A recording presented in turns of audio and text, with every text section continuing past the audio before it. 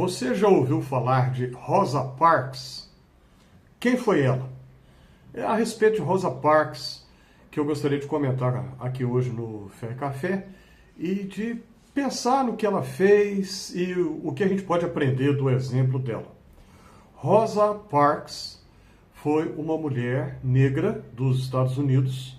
Ela nos deixou há exatos 20 anos, foi 2005.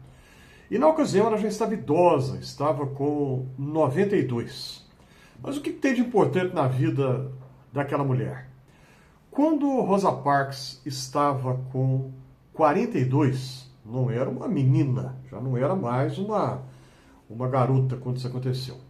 Na cidade de Montgomery, estado de Alabama, sul dos Estados Unidos, naquela época havia leis de segregação racial que separavam, discriminavam as pessoas negras em privilégio das pessoas brancas. Era legal, era oficial naquele país. A lei dizia que era para ser assim. E Rosa Parks, então, naquela cidade, Montgomery, ela vai pegar um ônibus, transporte público, e a lei dizia que negros, homens e mulheres negros, tinham que ficar na parte de trás do ônibus. E as pessoas brancas ficavam nos primeiros assentos, na parte da frente, da metade para frente. Havia um assento livre na parte da frente do ônibus. Rosa Parks se assentou ali, isso no ano 1955. E aí chegou um outro passageiro, um homem branco, que falou para ela se levantar. E ela disse tranquilamente: não vou me levantar, não vou sair daqui. E aí ficou aquela teima, o motorista para o ônibus e fala para ela: não, você vai ter que sair, se você não se levantar eu vou chamar a polícia. E ela então, tranquilamente, voltou-se para o motorista e disse: faça isso então, eu não vou me levantar. Para encurtar a história, a polícia veio, Rosa Parks foi presa, ficou quase um ano na prisão por causa disso. Pelo sugestivo período de 9 meses ela permaneceu presa, mas aquilo foi o início do grande movimento de luta contra o fim da segregação racial, contra as leis injustas que até então vigoravam naquele país. O profeta Isaías na Bíblia fala: ai daqueles que decretam leis injustas, ai daqueles que decretam leis de opressão. A lei daquele país era injusta, porque ela determinava que pessoas negras, homens, mulheres, crianças, enfim, poderiam ser tratados como cidadãos de segunda classe. E o protesto pacífico de Rosa Parks iniciou uma reação em cadeia, um efeito dominó, porque a notícia se espalhou. E aí o que aconteceu? Os negros daquela cidade boicotaram o serviço público. E esse boicote durou mais de um ano, durou exatamente 13 meses. Claro que a companhia de ônibus municipal teve prejuízo com isso. E a Suprema Corte daquele país, que corresponde ao nosso STF aqui no Brasil, depois daquele período todo, depois de mais de um ano, a Suprema Corte lá dos Estados Unidos, na época, decretou que as leis de segregação racial da cidade de Montgomery, do estado do Alabama, eram injustas e teriam que ser banidas. Rosa Parks inspirou alguém, eu vou citar o nome dele aqui agora, que eu tenho 100% de certeza que você já ouviu falar. O reverendo Martin Luther King Jr., pastor batista, que era do sul dos Estados Unidos também, ele era da Georgia, a Rosa Parks do Alabama. Mas enfim, ambos estados sulistas, onde há segregação fortíssima. No norte dos Estados Unidos também, mas isso é outra história, não vou falar sobre isso agora.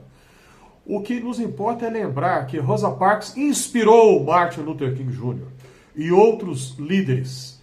E eles iniciaram, então, aquele movimento de resistência não violenta, de não pagar o mal com o mal.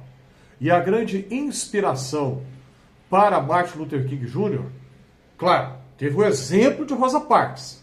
ela, sem se dar conta, eu tenho 100% de certeza que quando ela disse, não, eu não vou me levantar daqui, eu não vou para o fim do ônibus, eu não vou trocar de poltrona, de assento, ela não pensava as repercussões que aquele ato haveria de ter.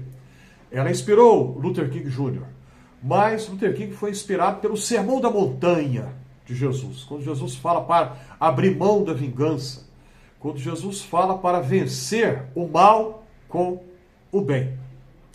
A Bíblia fala repetidas vezes sobre a justiça.